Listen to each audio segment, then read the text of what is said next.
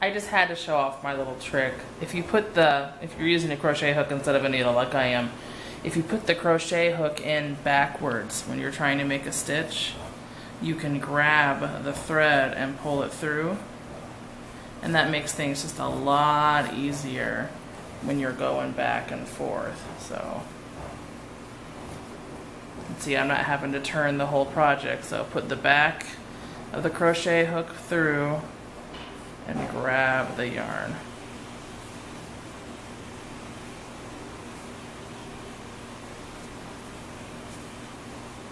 And then pull the yarn through. So pretty cool little time saver there. Hope that helps. And you can see we're doing this to both sides going across. And I had to push this right by the zipper. You kind of push it together or it's going to be too much fabric right in there, and that's so it has room to go down. This is that lovely piece where the camera wasn't turned on by my 8-year-old, the sorry section. So you have 4 of these pieces. I did different colors, and it's kind of like an elbow shape right there where we have the triple crochets, and you're gonna put them on top of each other. Now you want to make sure that you kind of do like a mirror, so you wouldn't want them all going this way. You're gonna have to go each of the ways. See how I've got the blue arcing to the left and arcing to the right, because it's gonna be reverse image. And what you're gonna do is leave open the top and bottom and just stitch the sides of both of these, and then we'll turn it inside out. Alright, you see this one I've turned right side out, and that's what we're going to do with this once we finish sewing them together. So, I also took some time and hid a bunch of threads, which I suggest you don't leave them till the end, because it's a depressing amount of threads by the time you're done making this thing. Unless you really enjoy hiding threads, and then you know, live it up. Save them all to the end. Shoomp! Shoomp, says the 2-year-old. We don't know what that means, but I think it's a Batman sound effect. So you don't have to do this, but I am an obnoxious user of color, and I really like the, I did a different color here and a different color in the back. So you could like line it up, but I'm gonna offset it. And I just like that effect. So you can see there's just an extra, I did it the wrong way. Whoops. So I pushed it to the side so it's not straight up, and that gives me a strip of blue or whatever color you're using. Next we need your strap that was just wider. It's the loop for the top of the backpack. So not the long thin straps, the one that's wider. And I've got, if you notice, make it look like a backpack. I've laid out the straps in back. They're hanging over the end a little bit. And at the top, it's going just a little bit past the top, and we're going to fold over both sides.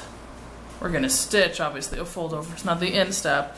And this, we're going to form into a loop and tuck one side of it under each of those. So that's what it's going to look like. I spread it out just a little bit because I didn't like how it was looking, and you can see the loop is going to line up with the edge of each of these straps, and then we're going to sew through all of those thicknesses, which is, you know, not something you'd want to do with a machine. So, and I went down too far in this one, so line up the end of the loop with where you turn over the fabric, and I'll be back when those are both done. Once you have like the first stitch in to secure it to the loop, I'm going to flip this back out of the way. I think I described it badly. I don't want you to go through the top of this.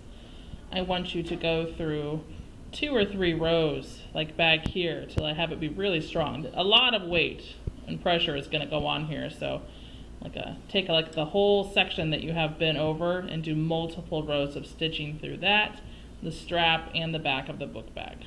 I just did one over here, but we're going to put 2 D-rings on the shorter strap, bend it in half, or fold it in half, whatever, and then we're going to put it in the bottom center of there, and then we're going to start on one side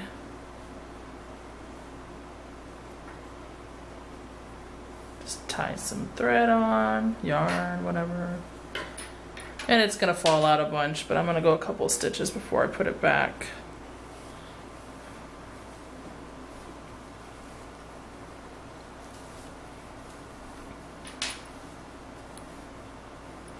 You could put a pin in there. That would keep it from moving. That would just make things too easy though.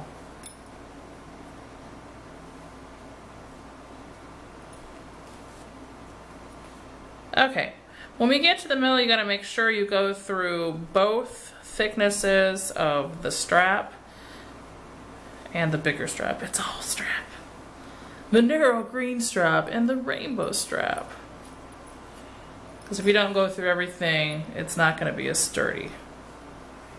So just keep pushing that under and make sure to go through this one, this one, this one, and this one. And I'm gonna go all the way across.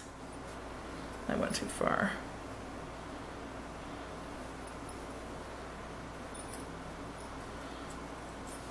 All the way across, and then I'm gonna go over this middle section at least 2 or 3 times total, because that's a lot of pressure. It's the whole weight of the book bag goes across these top supports and down here. And then I'll be back. Okay, we've got the last step here is to put this, well, and we're going to, just like this one, attach it to the bottom. So we got to figure out on the edge here, I'm going to put my finger here, and we're actually going to pull on the thread that we used to sew it together and go inside.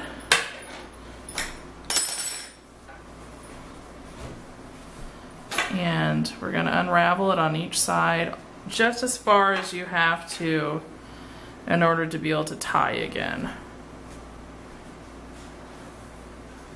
Probably about there.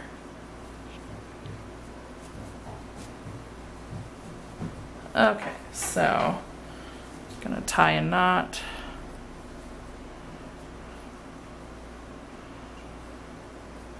On this side. And then we're going to tie another one. And when we sew it in again, we're actually going to start beyond that because we just made this, you know, not as strong as it was. Same thing, we're going to unravel this side until we can tie it again. I think that's a good spot.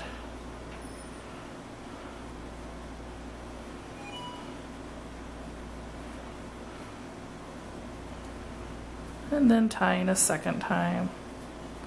You could have sewn this strap on when you sewed the whole bag together. If you just were perfectly sure that you had it lined up properly. I prefer to just do it at the end. Alright. So I'm checking to make sure it's matching. I already put one in, so matching that one. It's going to be right here. But that's going to come out, and then we're going to go stitch it back on this side. See, that's the tail end of that. And when I stitch back in again, this is where I tied off. I'm going to come back a couple inches to the side, just to make doubly sure that that doesn't come apart. Although even if your book bag did come apart at some point in the year, you know, it would be easier to mend than some synthetic plastic thing that just gets holes in it that you can't ever fix. Like every other book bag I've bought my kids, they don't last. They just don't.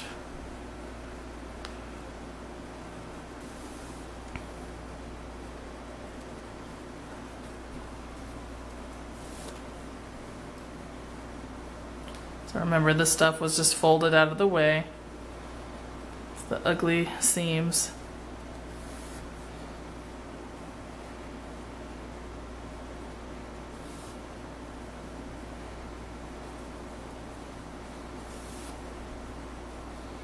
I won't make you watch that whole process. I just wanted to show getting up to the point where the strap was.